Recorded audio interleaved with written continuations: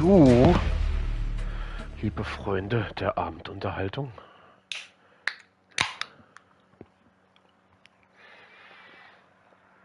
Ich hatte ja schon gesagt,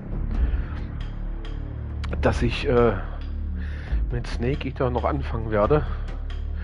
Da ja leider immer noch kein genauer Termin für den Remake bekannt ist, für den Delta.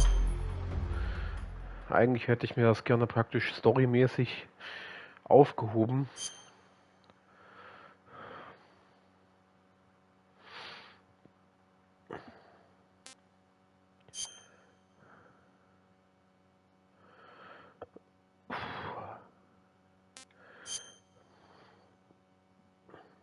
After the end of World War II, the world was split into two, East and West.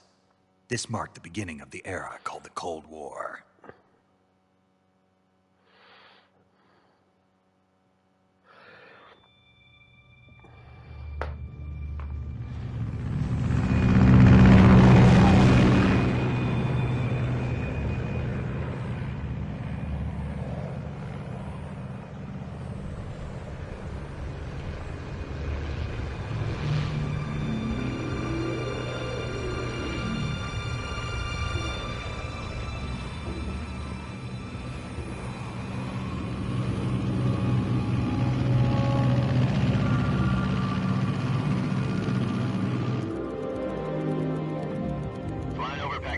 Altitude 30,000 feet.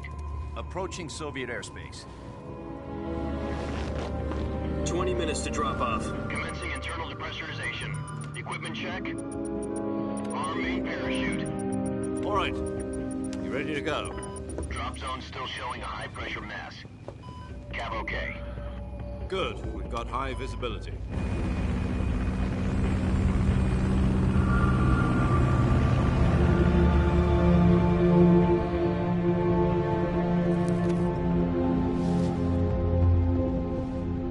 Cigar.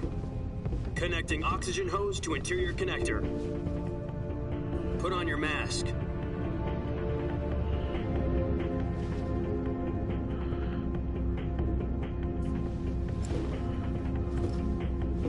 Does this panty waste know what he's doing? Approaching release point. 10 minutes to drop off. Hey, are you deaf? He said put out the cigar and put on your mask.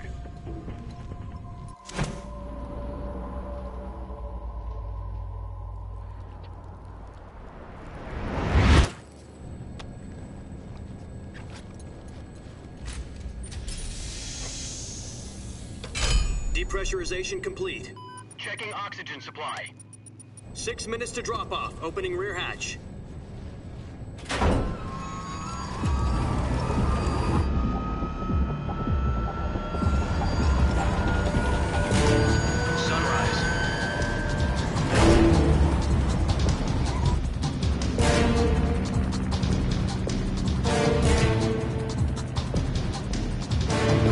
Temperature minus 46 degrees Celsius. 2 minutes to drop off. Stand up.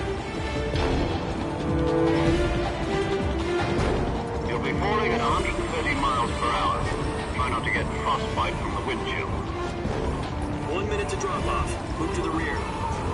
Activate bailout model. This is one for the history books. The world's first halo jump. 10 seconds to drop off. Stand by.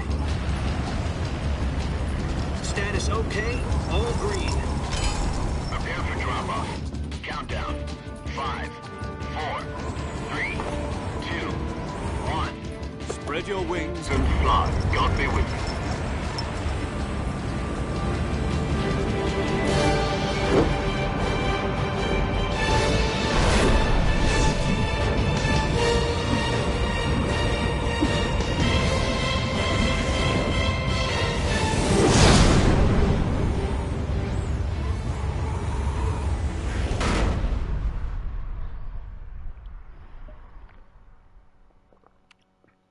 Jack, I've got some important news. The head of the CIA has finally given us the green light for the virtuous mission. Virtual mission? No, the virtuous mission. The future of our Fox unit depends on it. If If it succeeds, we'll be officially organized into a unit. Virtuous mission. Sounds like some kind of initiation ritual. You know, don't get cocky. This isn't a training op. Right. So what exactly is this wonderful mission? Well, about 2 years ago, a certain Soviet scientist requested asylum in the West through one of our moles. His name is Nikolai Stepanovich Sokolov. He's head of the OKB 754 Design Bureau, one of the Soviets' top-secret weapon research facilities, and the East's foremost expert on weapons development. Sokolov? Isn't he that famous rocket scientist? The very same. On April the 12th, 1961, the Soviets achieved the first manned spaceflight in history. The Earth was blue, but there was no God. Well spoken. The rocket that carried Yuri Gagarin to orbit was the A-1, known as the Vostok rocket. Sokolov is said to be the man most responsible for the multi-engine cluster used in that rocket. After Gagarin's flight, Sokolov left rocket development to become the head of the newly established Design Bureau. From a lowly technician to head of a design bureau, that's quite a success story. So why do you want to defect? It seems he'd become afraid of his own creations. Afraid? Call it a crisis of conscience. And for that, he left his country and his family behind and went over the fence? Not exactly. One of his conditions was that his family was also to be taken safely to the west. We used a mole to get the family out first and succeeded in sneaking Sokolov over the Berlin Wall shortly afterwards. I was the one who conducted the operation. The security on the eastern side was still full of holes back then. Then what? We got Sokolov over in one piece, but the whole ordeal had left him exhausted, and we checked him into a hospital in West Berlin. It took him 2 weeks and more than 600 miles to get from the research facility in the Soviet Union to Berlin. He was in no condition to say anything coherent. And it was only a week later that we had something much bigger on our hands. The Cuban Missile Crisis. October the 16th, 1962, President Kennedy received word that the Soviets were in the process of deploying intermediate-range ballistic missiles in Cuba. The President demanded that the Soviets dismantle and remove the missiles. At the same time, he announced a naval blockade to prevent further missile shipments from reaching Cuba. But the Soviets didn't back down, instead placing their armed forces on secondary alert. Soviet transport ships carrying missiles continued on course towards Cuba. US and Soviet forces went on alert for an all-out nuclear war. Frantic negotiations were conducted through the UN's Emergency Security Council and unofficial channels to end the hair-trigger standoff. Finally, on October the 28th, the Soviet Union agreed to remove its missiles from Cuba, and so the world avoided a nuclear holocaust. But in order to get the Soviets to pull their missiles out, we had to make a deal. You mean the one where the US agreed to remove its IRBMs from Turkey? No. The Jupiter IRBMs deployed in Turkey were obsolete, and we were going to get rid of them anyway. They had no strategic value whatsoever to either the US or the Russians. The Turkey deal was a ruse, a cover story that was fed to the other intelligence agencies around the world. So what did the Russians really want? Sokolov. They wanted us to return Sokolov. You mean the Soviets pulled out of Cuba just to get their hands on Sokolov? That's right. What the hell was he working on? At the time, we had no idea. We were running out of time. It was either give up Sokolov or risk full-scale nuclear war. In the end, we had no choice. President Kennedy gave in to Khrushchev's demand. The next day, I got Sokolov out of the hospital, handed him over to agents on the eastern side. Sokolov kept on screaming, "Save me," until he disappeared from my sight. Then a month ago, we received some new information from one of our moles. About Sokolov? Yes. He was taken back to the research facility and forced to continue working on the weapon in question under KGB supervision. What's more, it's on the verge of completion. So what kind of weapon is it? Something to do with space rockets? No, missiles. Same technology. I guess you're right. We don't know the details, but it appears to be a new kind of nuclear device. For half a year now, the Soviets have been conducting frequent nuclear tests at Semipalatinsk. Something to do with the weapon, I assume. We're talking about a secret weapon so big that Khrushchev was ready to pull out of Cuba to get it back. Is Sokolov still in the facility? No. According to our intelligence, he's in Selino-Yarsk, a place in the mountains about 3 miles to the west that's known as the Virgin Cliffs. The Virgin Cliffs. Nice name for a virtuous mission. They moved him there just recently. Why? Apparently, they're conducting a field test of the weapon, but it's our best chance to get him back. This mission would never have been possible if he was still in the research facility. This is our last chance. Sokolov must have known that too when he contacted us.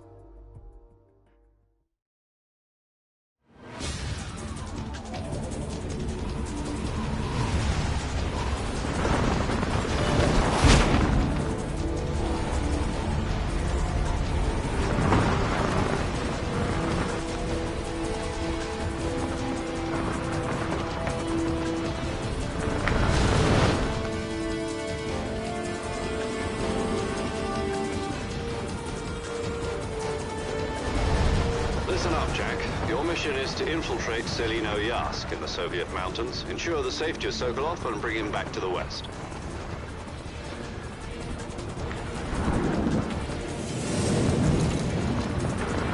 If we don't get Sokolov back before that weapon is complete, we'll be facing a major crisis. The clock is ticking.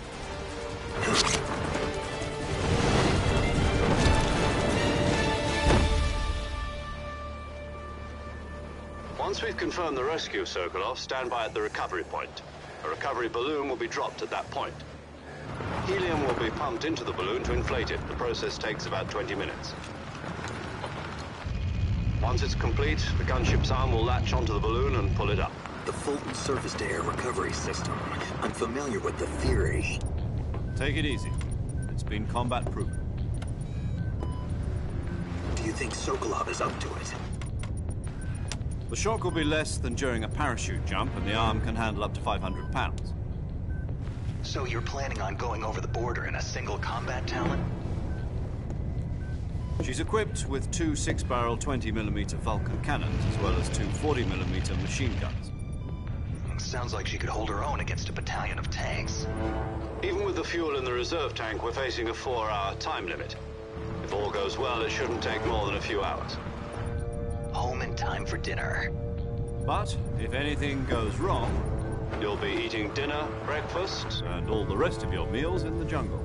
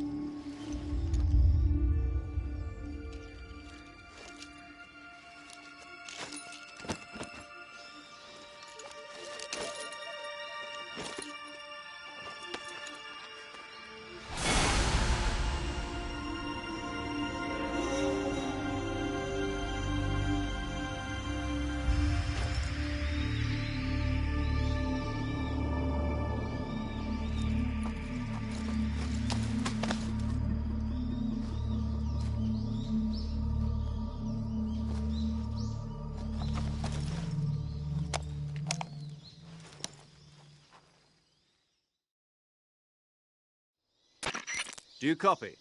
You're already in enemy territory, and somebody might be listening in. From here on out, we'll be using code names to refer to each other. Your code name for this mission will be Naked Snake. I'll be referring to you as Snake from now on. You're not to mention your real name. Snake? What, you don't like snakes? What do you mean? You've eaten one before, haven't you? In survival training. I'm glad to hear that. I don't know if I'd ever order one in a restaurant, but... Be careful, you might not have a choice. What about you, Major? What should I call you? Let's see. I'll be Tom. Call me Major Tom. This will be a sneaking mission. You must not be seen by the enemy. You must leave no trace of your presence. Is that clear? This kind of infiltration is the Fox unit's speciality. In other words, weapons and equipment are procured on site. That goes for food as well. You're completely naked, just as your name implies. Great. Now I see why you asked me if I like snakes. I suppose calling me Snake was your idea of a joke, too. No. There's a good reason for that. I'll tell you later when the time is right. Gotcha. Getting back to the subject, how exactly am I supposed to feed myself? You've been issued a knife and a tranquilizer gun. Use them to hunt for food. You'll also find some medical supplies in your backpack. Yeah, about the backpack. I lost it in a tree on the way down. I see. Well, you'd better go back and get it then. You know where it is? No problem. I can see it from here. It's stuck on a branch. To climb a tree, stand in front of a tree that's covered in ivy and press the action button. I'll be monitoring your progress over the radio. We can't risk violating Soviet airspace, but I'll be in the gunship. My frequency is 140.85. I'll give you a call if I need to talk to you. If you need to talk to me, use the send function. Okay, Snake, go get your backpack.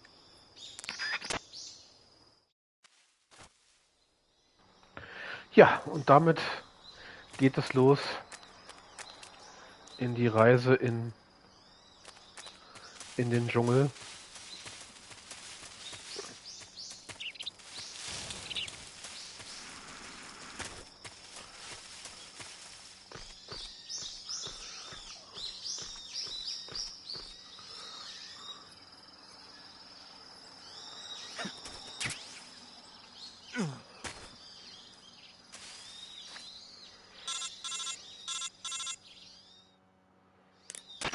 I see you've retrieved your backpack, Snake. To equip a weapon, it's necessary to take it out of your backpack.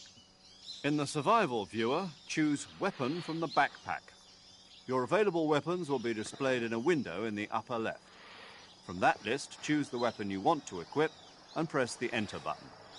For other equipped items, just do the same thing from Item. Got it. Use the survival viewer backpack. Yep, that's right. Survival is fundamental to this mission. After you've been out in the field for a while, your stamina will start to drop. If your stamina gets too low, it'll affect your performance. You won't be able to shoot accurately, for example, and your wounds won't heal as smoothly. Keep an eye on your stamina so you don't run out. To recover lost stamina, you can hunt for local flora and fauna. You can use either your tranquilizer gun or your knife to hunt. My only weapon is a Mark 22 Hush Puppy tranquilizer gun? That's right. It's been fitted with its own suppressor. However, the suppressor will deteriorate every time you fire. Once its durability reaches 0, the noise suppression effect will be gone. So don't get too trigger-happy with it.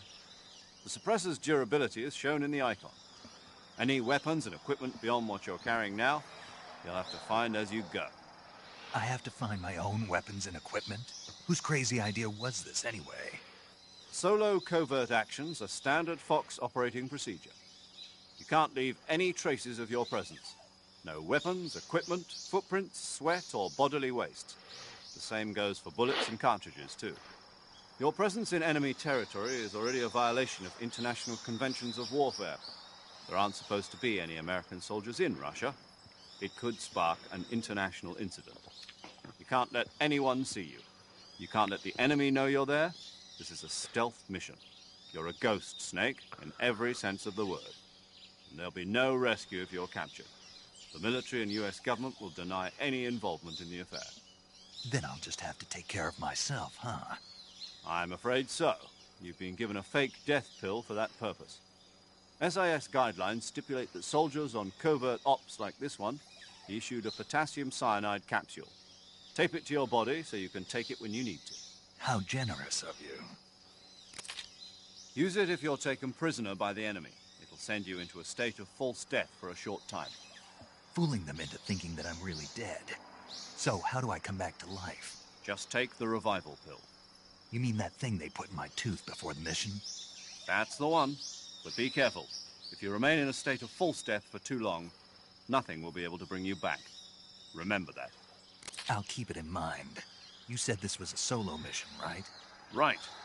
I guess that means I can't count on any reinforcements. Correct.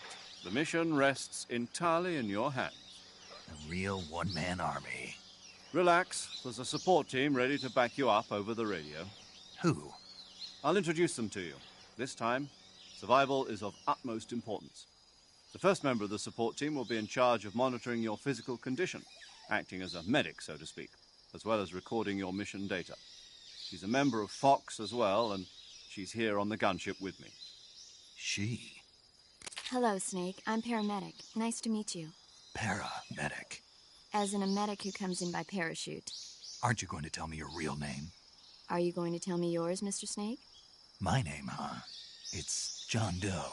And they call you Jack for short. You're a regular Captain Nemo. A name means nothing on the battlefield. After a week, no one has a name. What's your name? Jane Doe. Very funny. I wasn't joking, but I'll tell you my name only if you manage to make it back alive. My frequency is 145.73. She's also in charge of recording your mission data. Whenever you want to save, send a message over the reserved save frequency, 140.96. So saving lets me record my mission data. That's right. It also records the state of your health. Good to know. There's one more person I want to introduce you to, Snake. Huh? Speaking of snakes, you remember the boss, don't you? A legendary soldier and your mentor. Actually, it was the boss that got the DCI's authorization in the first place. She's going to be serving as Fox's mission advisor. The boss is? She also helped me plan this mission. She and I were at SAS together. Jack, is that you? How many years has it been? Boss? That's right. It's me. Talk to me.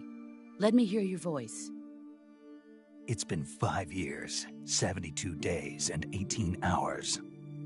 You've lost weight. You can tell just by the sound of my voice. Of course I can. I know all about you. Really? Well, I don't know anything about you. What's that supposed to mean? Why'd you disappear on me all of a sudden? I was on a top-secret mission. You didn't need me anymore.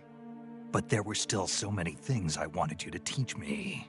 No, I taught you everything you needed to know about fighting techniques. I taught you all I could.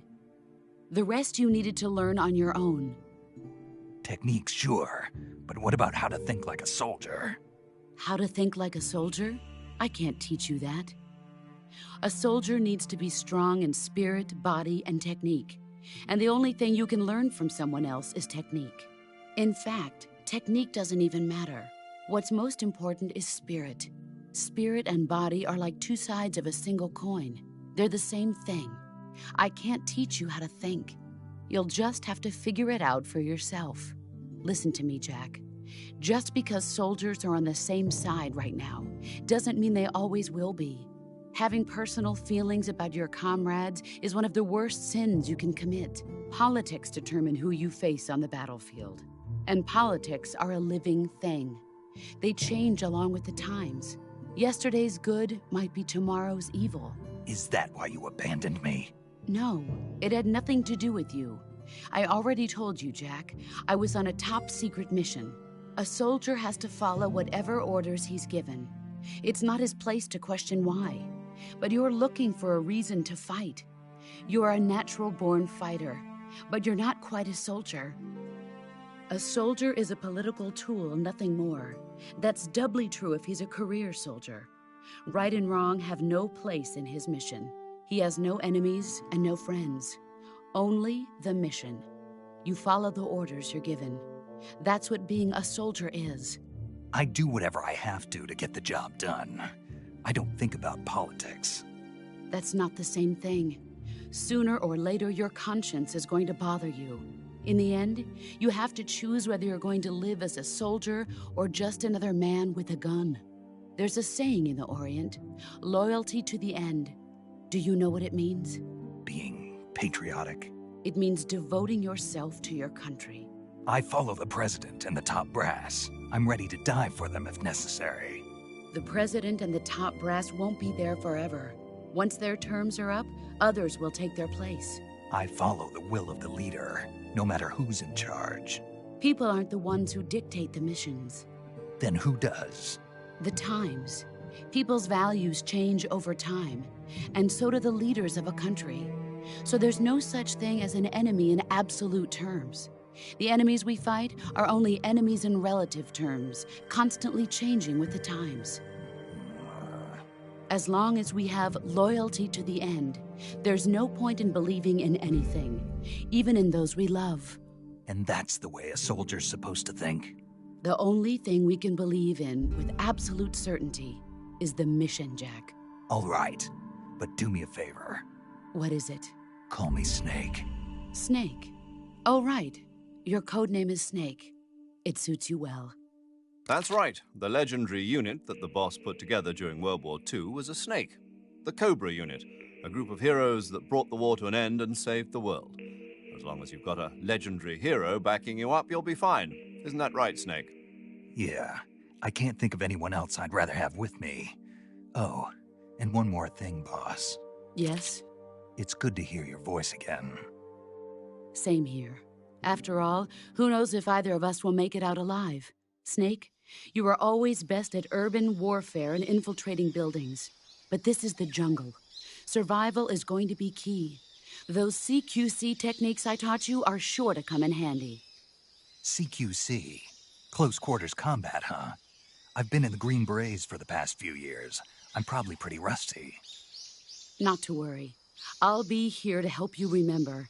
After all, this is your first actual survival mission. I'll be supporting you over the radio. Where are you, boss? Next to the Major? The boss is communicating with us by radio from aboard a Permit-class submarine in the Arctic Ocean. My frequency is 141.80. Call me if you need my advice on battle techniques. Gotcha. Your mission is to retrieve Dr. Sokolov. Dr. Sokolov is being held in an abandoned factory located to the north of your current position. Avoid heavy combat and don't let anyone see you. Don't forget that this is a stealth mission. Snake, try to remember some of the basics of CQC.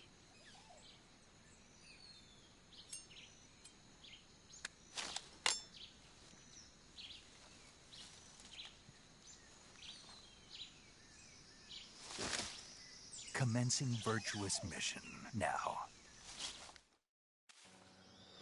So, damit geht's richtig los in die Mission.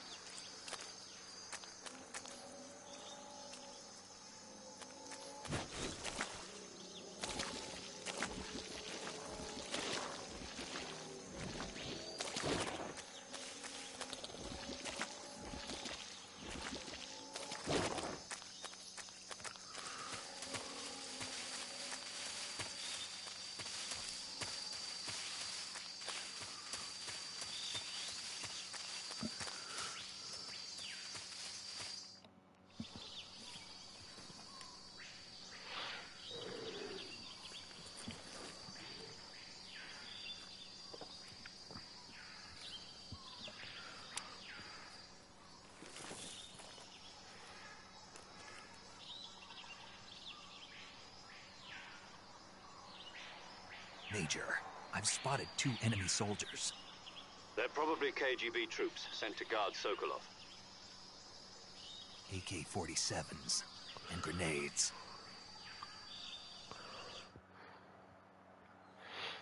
Snake, your presence in Soviet territory is already a violation of international law.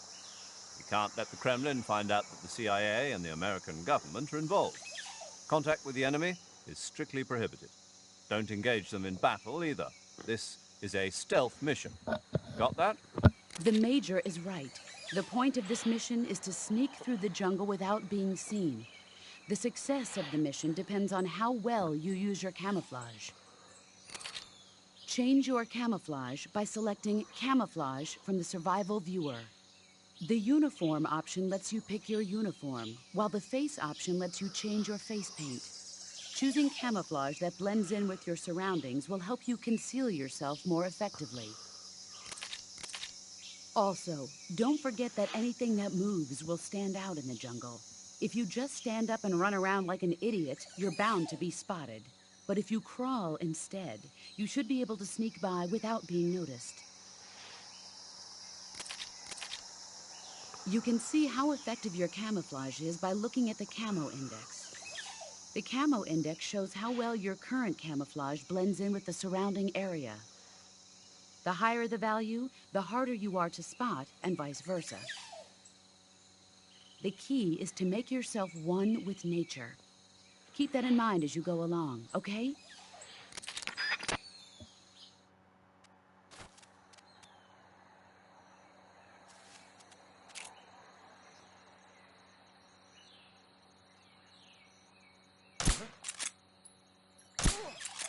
Geht doch.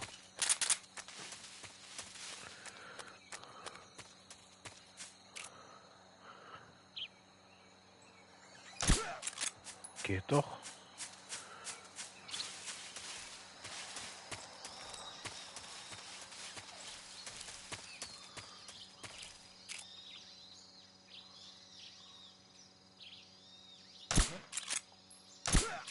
Geht.